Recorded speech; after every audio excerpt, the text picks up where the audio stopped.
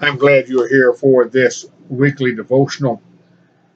I want us to think a little bit about I guess you could say, the habits of man, about how man looks to things, and when things become hard, so often he begins to back up. He begins to try to find an easier way to do things, often costing him far much more than it was to just continue on.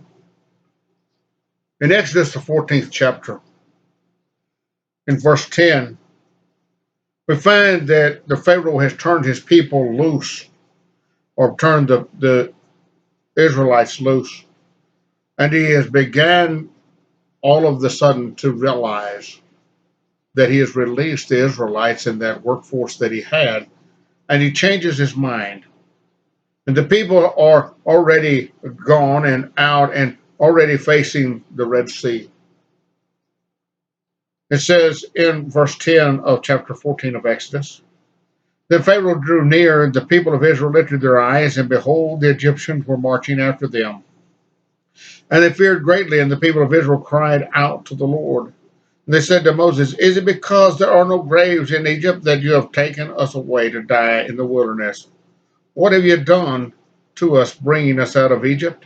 Is this not what we said to you in Egypt? Leave us alone that we may serve the Egyptians, for it would be better for us to serve the Egyptians than to die in the wilderness. Now Moses finally got a hold of them, told them to stand firm, that God would take care of them. But you see this idea already. They have escaped this slavery, this treacherous slavery that they've been through. And already within just a few days, they were willing to go back and die in slavery than to be free. Because they faced some difficulties, because they faced maybe some heartaches. And yet God made a way for them to cross the Red Sea by opening it up and drying the land and then letting it fall back over the Egyptians. And they were saved. You and I both would say, well, we would be ready for that. If that occurred, then we would be willing to follow God anywhere he took us. We would think so. But we go to Genesis, the 16th chapter, verses 1 through 3. And they set out from Elim, and all the congregation of the people of Israel came into the wilderness of Sin, which is between Elim and Sinai, on the 15th day of the second month, after they had departed from the land of Egypt. And the whole congregation of the people of Israel grumbled against Moses and Aaron in the wilderness. And the people of Israel said to them, would that we had died by the hand of the Lord in the land of Egypt, when we sat by the meat pots and ate bread to the full. For you have brought us out of this wilderness to kill the whole assembly with hunger. Less than 2 months, and they're already turning against God again. He saved them from the Egyptians. They had this idea that they should have everything they wanted with ease. They'd never had anything with ease as long as they were with the Egyptians. It was always hard labor and death. They continued to turn away from God, even refusing to go in the promised land. That land which he had taken them to, they refused to go into it. For fear of being destroyed, for fear of having to fight a battle. And we know that God let them wander in that land 40 years until that generation died. Until hopefully the doubt had passed away.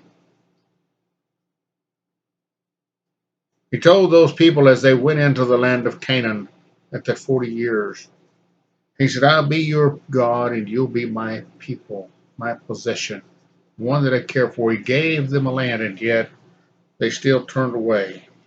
They still found themselves in that situation of giving themselves over to God and then believing that they had accomplished it all by themselves. And they began to walk away from God until they faced captivity in Babylon once again. You see, this idea of living one's life for God and striving to end sin in life is a difficult road. But we are God's possession. We can do things through him. In Matthew, the 11th chapter,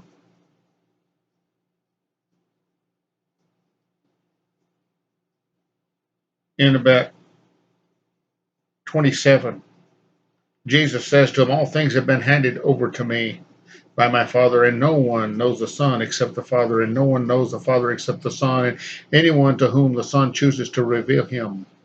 Come to me, all who labor and are heavy laden, and I will give you rest. Come to me, those who are weary. Come to me, those who face the difficulties of life and sin. For those still out there who have not accepted that, they see it as a difficult place to be, to follow Christ, to look to him, to believe that he has the ability to care for one as they should be. He tells them they will have to face persecution for standing up with him, but it's far better than the sin and the death that reigns in the world. Because there's a guarantee for us. There is a land or there is a home in heaven with God.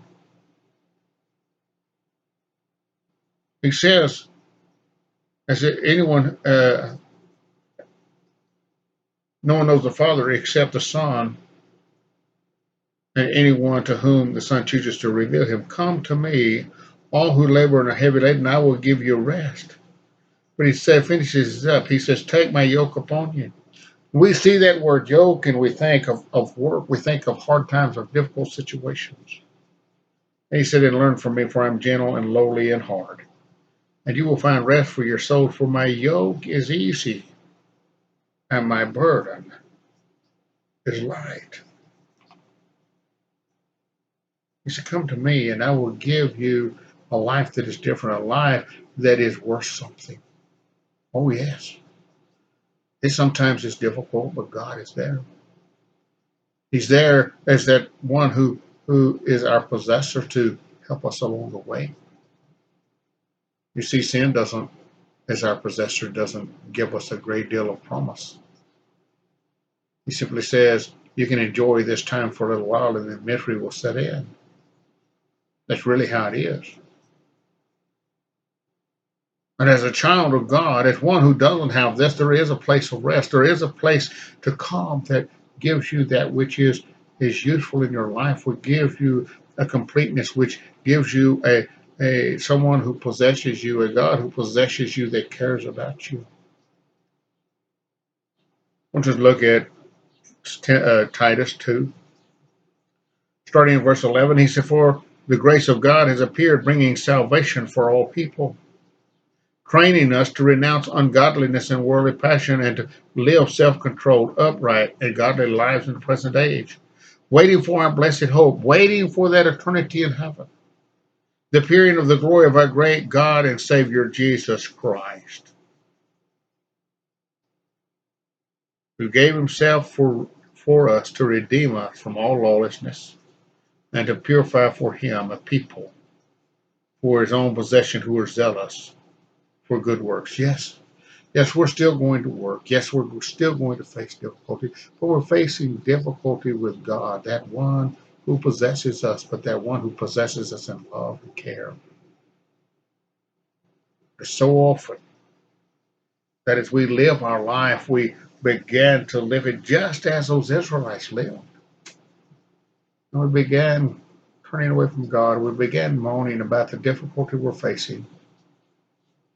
Well, if I'd have known that you weren't going to let me have everything for free, I would have left.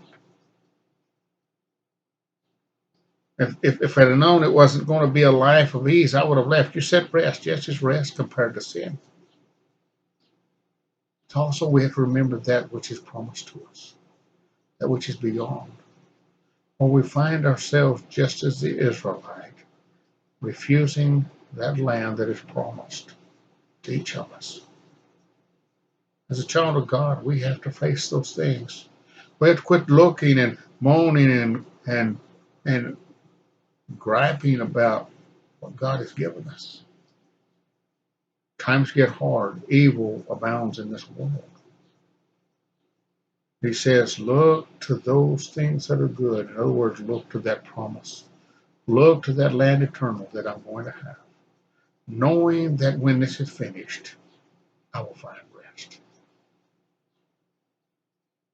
I hope that you will consider this thought today, that you will continue to look at these passages and read on and think about the things that God has set before us, realizing sometimes things are difficult, but realizing that we have something to look toward each day. If we are remaining faithful to God, doing His work, seeking His will each day. I want to thank you for being here today, and may God bless you.